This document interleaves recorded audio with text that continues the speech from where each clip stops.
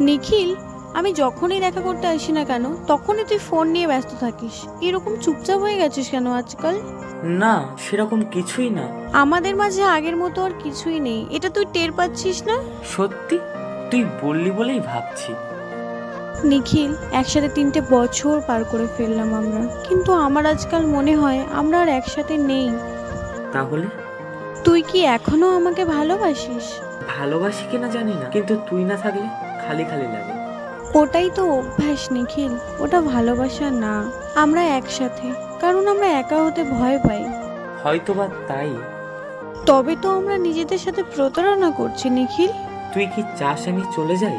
হয়তো এটাই আমাদের জন্য সঠিক একটা সিদ্ধান্ত হবে। ভালোবাসা চলে গেলেও অভ্যাসটা ঠিক থেকেই যায়, আর এই অভ্যাসটাই একদিন ভালোবাসাটাকে গলা টিপে শেষ করে দেয়। ভালোবাসা একতরফা হলে সেটা সম্পর্ক নয়, সংগ্রাম। কেউ যদি শুধু অভ্যাসের কারণে থেকে যায়, তবে ভালোবাসার মানুষকে মুক্ত করে দেওয়াই প্রকৃত ভালোবাসা।